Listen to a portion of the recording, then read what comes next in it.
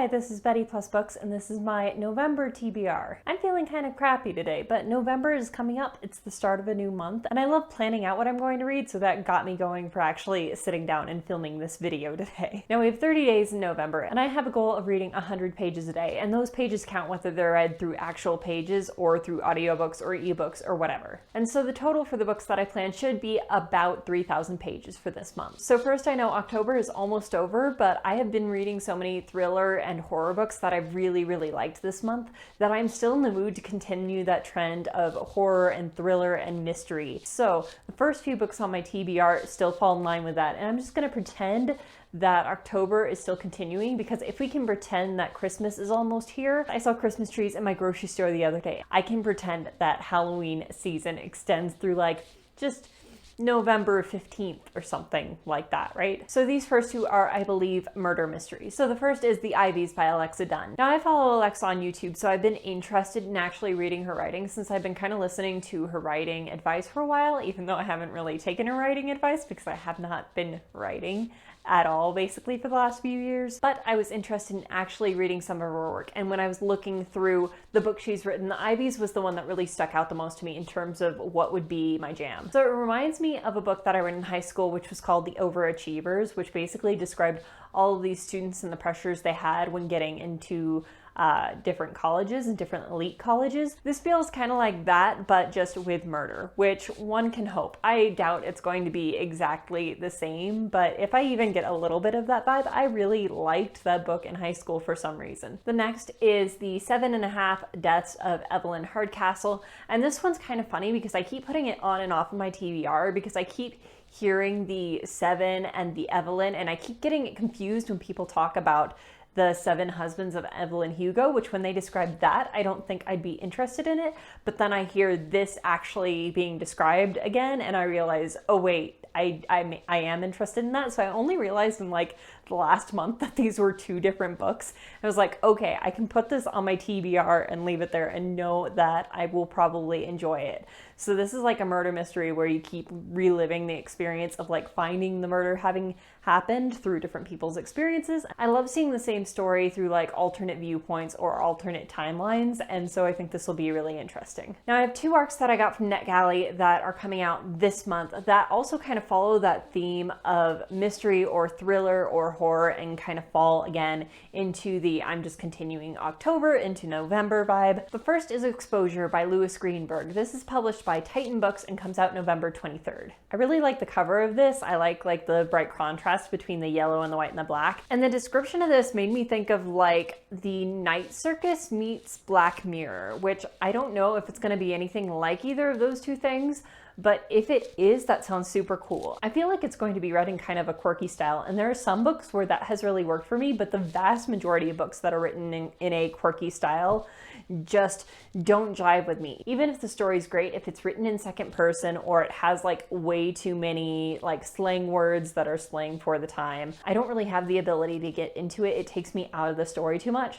I don't know why I get that impression though. It might be nothing like that, but that's just kind of like, for some reason, there must be a book that has a similar cover or something that makes me think that's going to be what it is, but I'm probably wrong. That probably won't be what it is. I'm hoping it's just The Night Circus meets Black Mirror. That would be perfect, and if it's that, I'll give 5 stars and I will love it. The other arc that I have that I should probably read before Exposure, because this one comes out November 11th, is Leather and Sage by Taylor Shepeard. This is the first book in a series, so that's probably part of the reason why I'm less enthusiastic to get into it, is because I've got so many series going right now already. But this is supposed to be like a horror sci-fi fantasy, and I've read like one horror sci-fi before, maybe 2. Maybe Annihilation counts as like a horror sci-fi, in which case that would be 2. But I don't think I've really read a horror fantasy before, so I'm really excited about that as a genre. I read the synopsis and I felt like I at the same time got a lot of information from it and like very little information from it that gave me an idea of whether or not I was going to like this. So quickly, here's the synopsis of this book. If you see petals gray as thunder, leaves as red as the setting sun,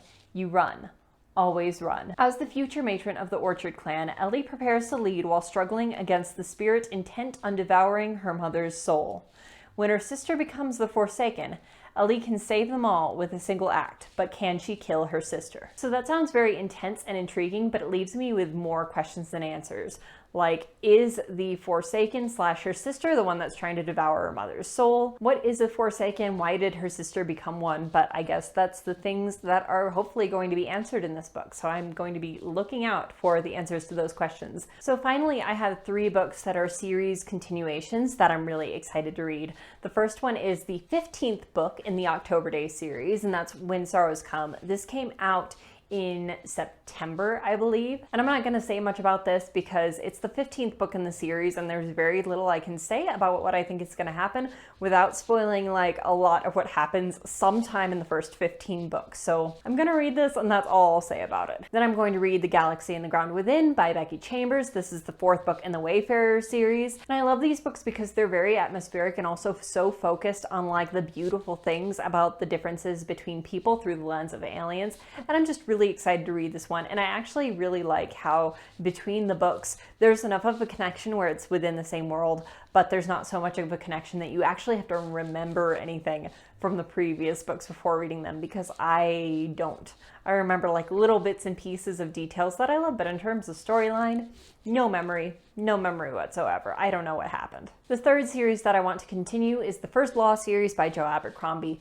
I am currently reading the first book, The First Law, and it's really good and I'm excited to continue. So definitely going to read at least the 2nd book in November. And if I have time, maybe I'll get to the 3rd. Now I was tempted to go up beyond 3,000 pages for this month's planning because I've currently, on the date I'm filming this, have read 4,100 pages. But I also know that this month I'll have like Thanksgiving, which given my schedule does not actually give me more time to read. It gives me less time to read. I'm considering doing Nanowrimo, but then I feel like that's going to cut into my video making time and I don't want to make less videos during Nanowrimo. Also let me know if I should do Nanowrimo and like if I do, should I do vlogs about it or anything like that. But if I do end up reading more like I did in October, in November than the 100 pages a day, which seems likely because so many of the books I want to read are available on audiobook, which just makes me able to read so much more during the month. In that case, I'll probably go to my pile of series that I have to catch up with and read some more stuff from there. That list of things I did in another video, so I won't repeat all of the possible options. I'm thinking that one of the big contenders is going to be finishing this giant Mercedes Lackey Mage Winds trilogy omnibus.